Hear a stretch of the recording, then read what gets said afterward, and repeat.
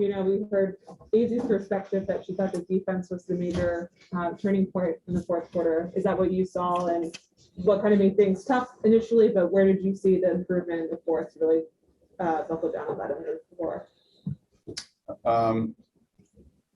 Yeah, I thought our defense was pretty decent.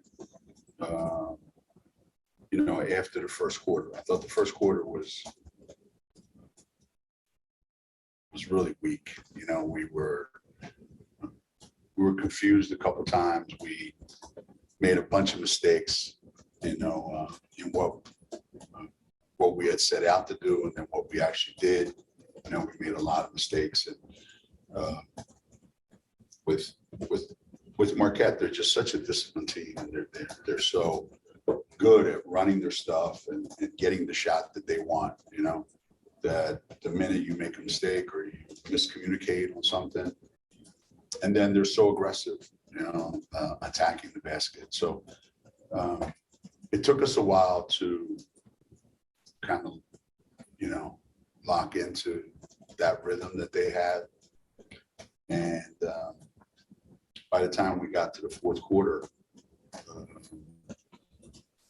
we had a pretty good idea of what we needed to do. And we changed a few things, how we were guarding some of their actions. We made a couple changes. I think going small, going with it, Avina, going with only one big guy helped as well. That gave us, matchup. From down there, Mark, got it on the green surface. And when you start scoring, and Back one. Kepka. puts a lot of pressure on the other team in a close game like this, where now they have to make shots, and they're not a team that's in a rush. So if you make them speed up a little bit, it's a little bit to your advantage. But it's not easy. It's not easy getting easy shots against them. But lately, we've played some terrific fourth quarters, and because our defense has been really good, it's led to really good offense in the fourth quarters. On the offensive end, it seemed like the team is trying to shoot a lot of jump shots, in part because of the shots that Marquette was allowing you to make. Did you like the shots you were getting? Just some of them maybe inside the arc weren't really falling, or what did you think? Yeah. We took 20, we took 23s out of 60 shots, 62 shots. That's probably normal for us, They do a really good job of collapsing in the lane. So you may have an opportunity, but it goes away fast if you don't take advantage of it right away. And then the opportunities we got, we missed layups, I'm nauseous just thinking about it, some of the, it's hard to get a layup against a good team, and then to miss it, it's just disgraceful.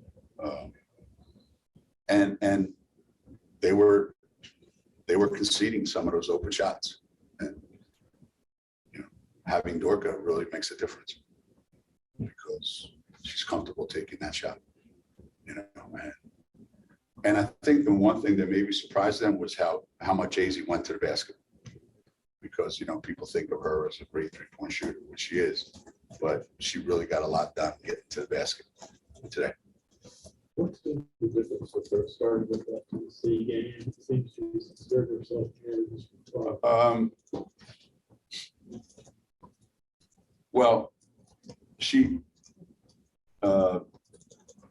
since our first exhibition game that we played, she hasn't been healthy. So the Tennessee game, was that her first game back? DePaul was. DePaul game was her first game back? Okay. That DePaul game was the first game where she felt close to 100% to be able to play.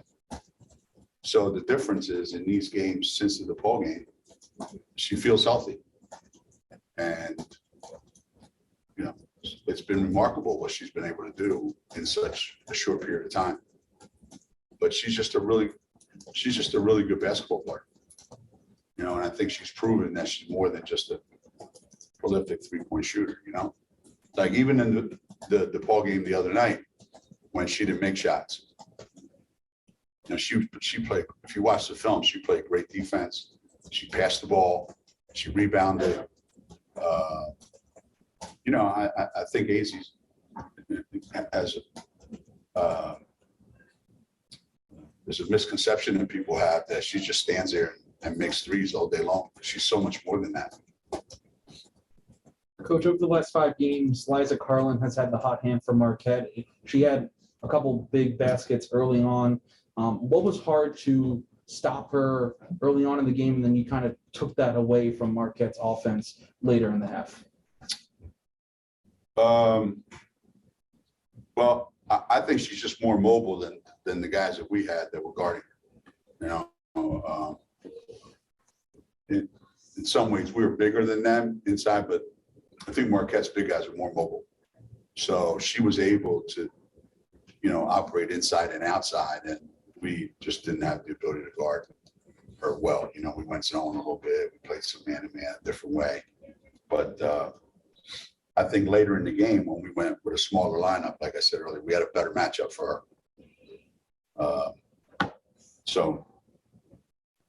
And Nika, you know, Nika did an unbelievable job, you know, guarding their shooter, because I don't think she got any shots off, you know, the whole fourth quarter. I don't think she might have gotten 1 or 2. So it put a little more pressure on the other guys to have to make shots. With Dorca's size and shooting ability, what kind of mismatches does she create for opposing defenses? Especially when she's setting, you know, if she's involved in ball screens with AZ, you have to make a decision. And most of the time, the decision is going to be don't let AZ get free. So that means they use the post player to help on that. And she's able to sneak away and pop out for a 3. We didn't have that option before, and now we do. You know, and she didn't feel comfortable shooting it because she hadn't been shooting it well. So now she feels real comfortable, and that's just added another dimension to our offense. You know, kids today they don't want to go in the lane and catch it back to the basket. I mean, DePaul has a kid, we call her old school. I mean, that she loves going in the lane and just working you, you know, the little left-handed jump hook.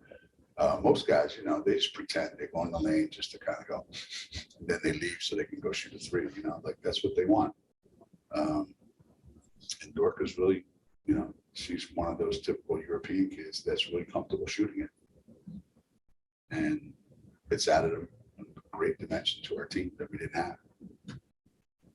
AZ mentioned the bench energy, especially there in the fourth quarter. How critical is that going into a hostile environment like Marquette, especially in a close, tight game that you got there then? Yeah, it's not the easiest thing in the world in today's world to try to get kids who aren't playing to get excited about the kids that are playing. If you watch any, you know, if you go to any rec place or you go to any games, travel game, you see the kids that aren't playing, and especially their parents, how miserable they are when their kid isn't playing, or, you know, so to have your bench really be active and be involved, and Paige is a big part of that. You know, she obviously is a big part of that, and you know, and Caroline and Aaliyah wish they were playing. Yeah, I mean, Olivia wish they were playing. Yeah, so they were really involved, and they were in the game. And we talk a lot about that all the time. Try to be in the game, even when you're not in the game. You know, that when you're out of the game, you're sitting there, you're not just like somewhere else. You know, then when you actually do get in the game, you're nowhere. So, yeah, our bench has been really good lately. And we've needed everybody to be really good. It's been a really difficult stretch for us. These last 2 weeks, maybe even more. It's been really difficult. Really difficult. I think they've had like 1 day off maybe, and we got a foot of snow that day. That's the other reason they got a day off. So to end it this way was really special. To end that stretch this way with a win against a really good team that's hard to play against. for as much as Easy has said so herself that she at times has been passive and wants to defer to her teammates. Do you think the fact that you guys have had to operate without Caroline and now Liv has forced her a little bit to change her habits maybe quicker than she would have before, or does also the more reps she's getting make only 11 games in her career? How do you see that kind of the wheels churning there? Might be a little bit of both, you know, might be a little bit of both. I can't get inside her head, but she's a very particular kind of kid. You know, she's very much a perfectionist and wants everything to be done, you know, regimented sort of.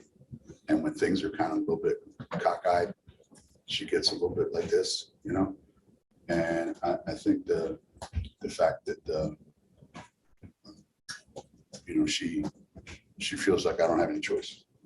You know, like I can't just show up and say, okay, well, I'll wait for my turn to come. You know, I don't like kids that are like that. You know, that's what's so great about Caroline. Caroline got in the game and just, you know, she shot it every time she touched it. She didn't get it down.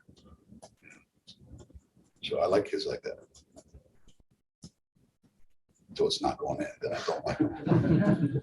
But I think AZ is, you know, she's very much a perfectionist, and I'm trying to break her of that. Even though when she misses a shot, I get pissed because I don't think she should miss any shots. But I'm trying to break her of have everything having to be perfect and getting down on herself when it's not. You know, she's pretty special when it comes to playing basketball. So I don't ever want her to doubt herself. Let's put it that way. I wish she had a little more Paige's personality. I wish Paige had a little more of Easy's. So they make